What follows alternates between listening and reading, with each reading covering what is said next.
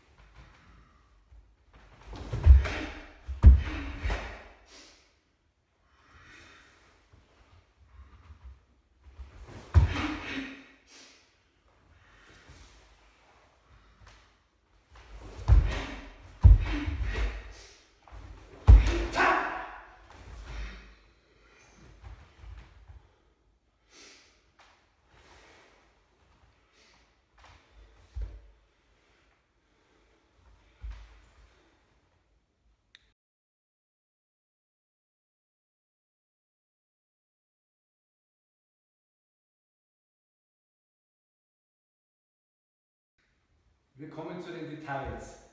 Die erste Technik macht der Felix, denn dann kann ich besser die Details erklären. So, es gibt bei der Startbewegung ebenfalls 2 verschiedene Möglichkeiten. Die Originalbewegung ist die erste, die wir zeigen. Das heißt, das ist ein Pressblock mit der linken Hand und die rechte Hand ist geschlossen beim Start. Wir zeigen es Schritt für Schritt. Nummer 1 ist, beide Hände nach vorne, die linke Hand ist offen, die andere ist geschlossen. Ja, denn die Abwehr ist die linke Hand. Jetzt den Fuß zurück, weit zurück. Und jetzt kommt der Pressblock in dem Augenblick, wo das Gewicht nach hinten geht. Yoriash und Pressen. Ich. Genau.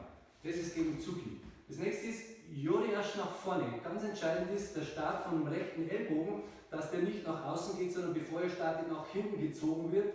Und der Körperzugi wird geschlagen, wenn der hintere Fuß nachrutscht. Ganz wichtig ist, die Schulter schließen, brauchen wir viel Kraft hier und in der Hüfte. Und Nummer 3 ist der Hebel, ja. Leicht nach vorne, es geht unter den Ellbogen rein. Jetzt ist wichtig, der Oberkörper soll dabei ganz leicht nach vorne zeigen, ja. Denn früher war es so, dass dieser Arm zum Kopf geht.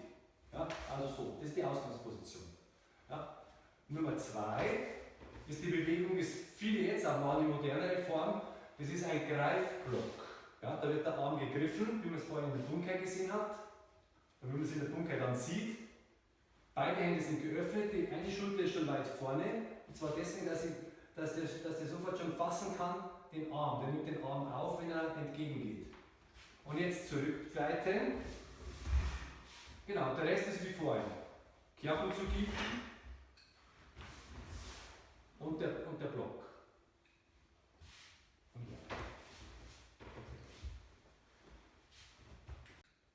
Den nächsten Teil zeige ich in eure Richtung. Das ist mit das Schwierigste, denn dieser Wechsel von den Stellungen, ja, und das Greifen, das bedarf ganz viel Feingefühl. Die Ausgangsposition ist so. So, als nächstes den hinteren Fuß in die Endposition setzen mit dem Fußball. Anschließend ziehen den Gegner und die Innenspannung nach vorne. Und Morote-Tsuki. Als nächstes Hasami-Uke, zusammen, überkreuzen, nach vorne und das Auseinandergehen heißt Spannung in die Füße, nach vorne. Ellbogen bleibt innen. So, beim nächsten Teil kommt der Yokogiri mit dem Tsukami-Uke. Ja, Ausgangsposition ist hier der MP. Beim MP auch schon aufpassen, nicht Schulter hoch, sondern eher nach unten drücken. Jetzt die erste Bewegung, schaut auf den Ellbogen. Der Ellbogen geht mit dem Körper zusammen, rechte Hüfte, rechter Ellbogen. Jetzt Tsukami. Ellbogen leicht abwinkeln, fassen. Linker Ellbogen ganz zurück. Als nächstes Knie hoch, gleichzeitig schlagen, Standbein beugen. Zurück beim Aufsetzen Fußball, Hüfte. Und dasselbe dann zur anderen Seite, ich zeige mir noch die Ausholbewegung. Hüfte, Ellbogen, Hüfte. Und der Judo geht zur anderen Seite, ist genau dasselbe.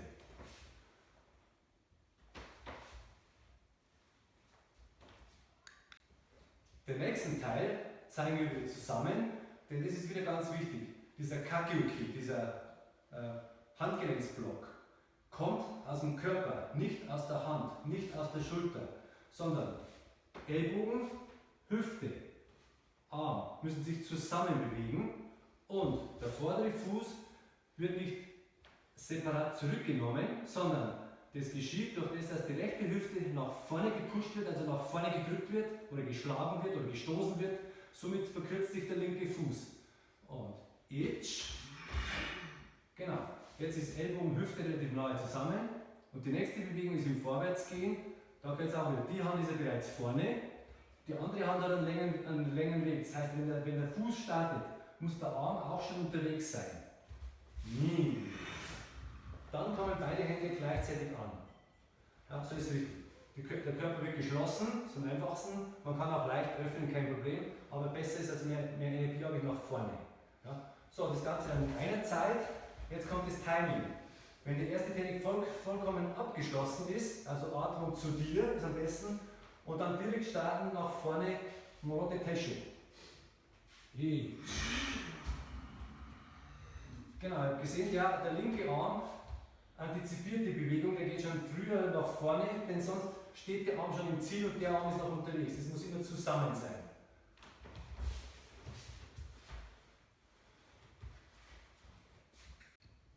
So, beim nächsten Teil bitte ganz gut aufpassen.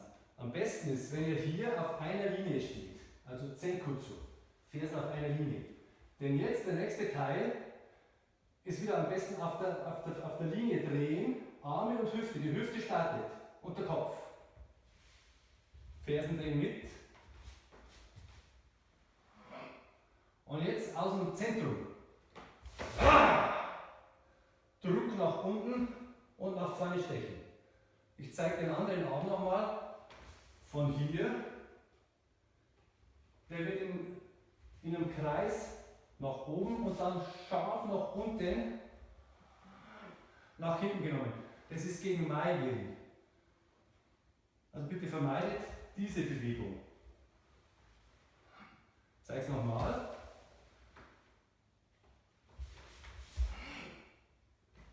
Ja!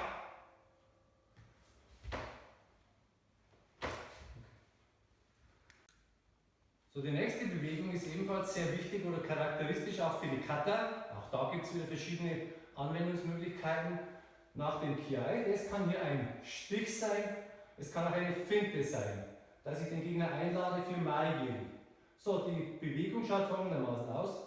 Die erste Technik ist Sukui und Otoshi Tsuki gegen das Knie. Das muss über Kreuz sein. So, das zweite gibt es in verschiedenen Stellungen. Wir machen die erste Stellung Sojin-Dachi, die zweite Stellung Zenkutsu-Dachi. Das gibt es auch, dass beides in Zenkutsu oder beides in Sojin-Dachi gemacht wird. Nummer 1.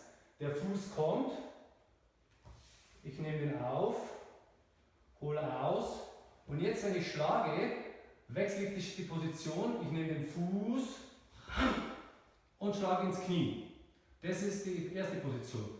Jetzt fasse ich unten durch, nehme die Ferse und schlage Otoshi Tsuki aufs Schienbein oder auf die Kniescheibe. Das ist die Ausgangsposition am Ende dieser Bewegung. Die Hände sind relativ auf einer Linie. So, den nächsten Teil erkläre ich wieder ganz genau, denn das ist auch wieder wichtig, wenn es möglich ist, nach dem Morote Tsuki. Versucht auf einer Linie zu stehen. Das wäre das Beste für das Umsetzen anschließend. So, als nächstes wird die Hüfte angedreht, Itch, und für den Haishoki nach vorne, Knie, entgegen. So, jetzt ist wichtig, den Arm nicht strecken, also das hier, entspannt den ganzen Körper. Ihr braucht also nicht den Arm herziehen, sondern den Latissimus anspannen bis zur Hüfte her und die Knie auseinander. Das gibt die Spannung hier in die Hand rein. Ja? Anschließend Gewichtsverlagerung mit MP. Auch hier wichtig, nicht die Schulter hoch, also nicht hoch, sondern Technik nach oben heißt Körper nach unten drücken. Handrücken nach außen. Jetzt mit Yoriash, Sotoke und Gedan-Tsuki in die Leiste. Ich. Genau, richtig zumachen in die Leiste. Gegner fasst den Arm und raus. Nie mit Yoriash. Genau, das ist die Ausgangsposition. Und ja. Den nächsten Teil zeige ich ebenfalls ganz genau, denn hier gibt es auch wieder mindestens 3 verschiedene Variationen. Das erste ist wieder der Hashioki. Ich langsam. Nächste MP mit Hüfte. Und jetzt original ist Hand auf. Uke-Tsuki. Der Tsuki kommt aus der Hüfte. Die Hand ist auf. Zweite Möglichkeit, die Hand ist oberhalb des Ellbogengelenks. Hier. Das heißt, wenn ich den Gegner festhalte. Und die dritte Variation mit Basadai, ja, nach dem MP, hier. Ja, also Arm innerhalb des Ellbogengelenks, immer hier. Ja. Entscheidend ist nach dem MP nicht wie die Hand drauf liegt, ist alles richtig, sondern wie die Hüfte schlägt. Der Gedan-Tsuki kommt aus der Hüfte. Und so, der letzte Teil ist ebenfalls sehr interessant. Viele meinen, das ist dieselbe Bewegung wie Unsu. Es ist anders. Ja? Also die letzte Bewegung startet ja von hier, vor, ziehen und hier kommt der erste Kiai aus der Hüfte. Ja! Originalbewegung, ich, ni. Eng am Körper und san. Das ist die Originalbewegung. Wir zeigen das von hier auch anders. Ich, Mawashiuki, also erster Block. Der rechte Arm übernimmt. Ni und San. Ja. Denkt nochmal an die erste Bewegung. Ganz wichtig. Körper bleibt klein. Ich, der Ellbogen bleibt am Platz. Ni. Der Körper dreht innerhalb. Ni und geht zur Mitte und San. Das ist das Schwierige bei der Kata, diese Feinheiten umzusetzen. In der Bunkai seht ihr das dann ja, wie das funktioniert. Okay, das war's.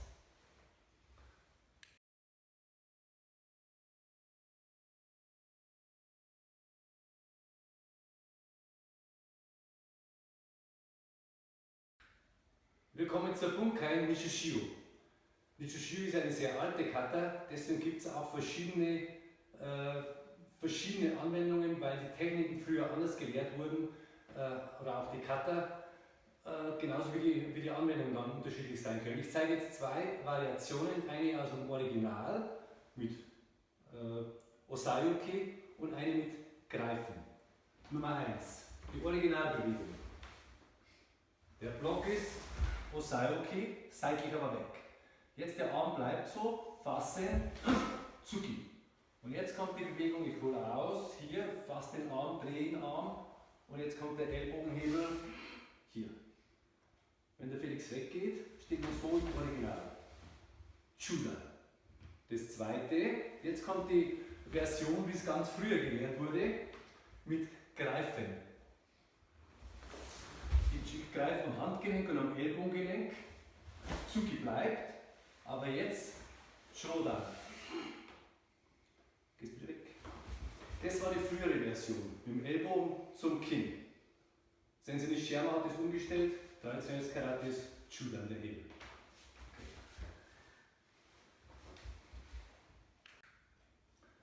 Nächster Teil ist Hasamyuki. Hasamyuki ist eigentlich in der Kata original so, dass die Arme zusammen sind. Macht natürlich keinen Sinn in der Anwendung. Ich zeige mal den großen Fehler, was man nicht machen soll. Mitten vom Gesicht blocken, das geht nicht. Also ich muss entweder rechts oder links vorbei, aber die Originalbewegung ist rechts vorbei, gleichzeitig geht dann, jetzt rüberdrehen und Tsuki.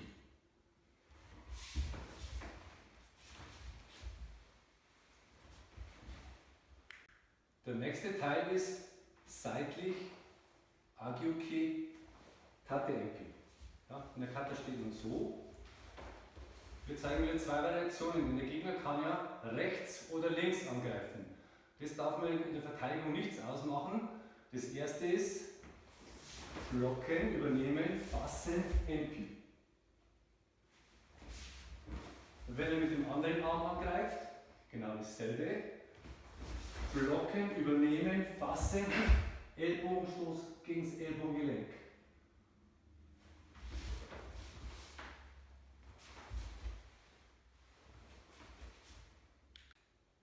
Der nächste Teil ist Tate-Shuto oder Tsukami und Yokoge.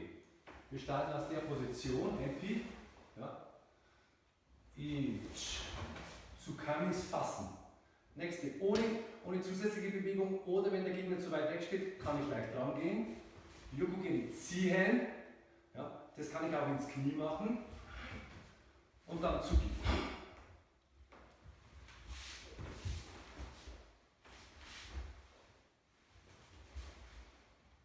So, die nächste Bewegung ist wichtig, nennt sich Kakeuki. Kake ist das Handgelenk, nicht der ganze Arm. Ja, deswegen soll man auch nicht die Schulter bewegen, sondern den Arm und die Hüfte. Aus der Position.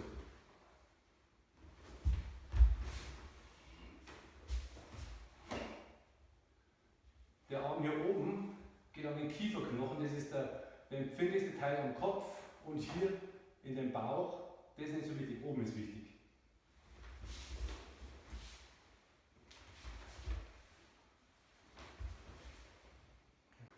So, im nächsten Teil mit Haito, ja, und nach hinten abwehren kann man entweder mit der Handkante, aber in der Originalbewegung ist die Hand oben, also Nagashi-Uki. Zeigen wir zwei Variationen, einmal gegen Tsuki, einmal gegen Geri. Ausgangsposition ist hier. Als erstes gegen Cho, dann Tsuki. Blocken, Haito und stoßen. Zweite Variation nochmal gegen Chodan Tsuki, kann man auch machen. In die Augen und dann stoßen. Das ist die gefährlichste Variation, würde ich nicht unbedingt probieren. Wichtig mit den Fingerspitzen in die Augen, von Anfang an. Ja. Jetzt gegen Maigiri. Ja. Jetzt ist der Arm nicht hier oben, sondern mehr unten. Haito. Und jetzt weicht er wieder aus beim Rückenthema. Denn jetzt kommt als nächstes dann der nächste Maigiri.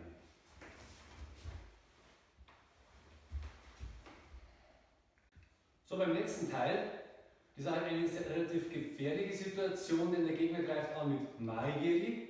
Die Ausgangsposition ist ja das hier. Das heißt, ich lade den anderen möglicherweise auch ein für Maigiri. Ja. Der Maigiri kommt, ich gehe seitlich weg, ist besser. Diese Technik nennt sich Sukui Schaufel. Das ist Otoshi Tsuki, gegen das Knie. Im Ernstfall fällt der natürlich. Ja. Und dann von hier umfassen und auf den Schienbeinkopf. Das ist dann die Bewegung wie eine Kata. Das hier. Nummer 2. Kann ich das Ganze auch auf viele zeigen, dass dieser Tsuki Richtung Boden geht. Bewegung ist wieder wie am Anfang. Bei Faust, der Gegner fällt, dann kommt der Tsuki. Und Nummer 3, das ist die Anwendung von Sensei Nishiyama, denn der hat in der Anwendung geht bei den unten und am Boden. Ja.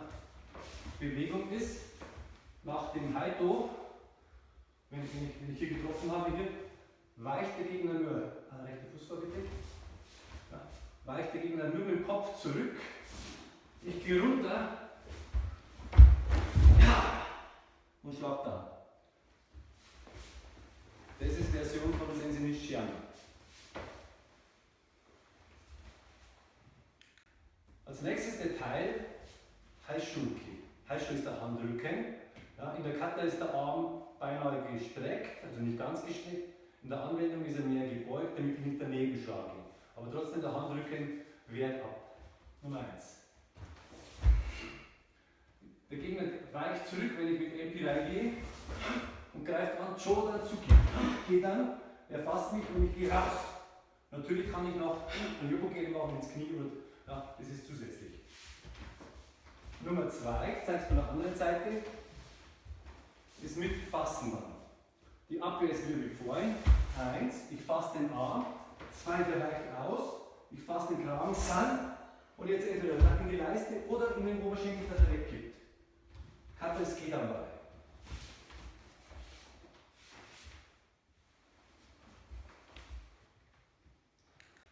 So, wir kommen zum letzten Teil der Kata. Gibt es ebenfalls verschiedene Anwendungsmöglichkeiten und auch verschiedene Ausführungsmöglichkeiten von der Kata selbst. Wir zeigen die Originalbewegung. Ja? Und zwar die Ausgangsposition ist vom Gedanbarei. Das erste, der Tsukami-Uke kann sein ein Greifblock oder ein Schlagblock. Ja? Runterschlagen, der Gegner fasst mich, Tsuki, jetzt fasse ich in die Arme rein, neben den Hebel, überkreuzen und jetzt kommt der Schritt vorwärts und pusht ihn weg. Das ist die erste Variation. Zweite Variation,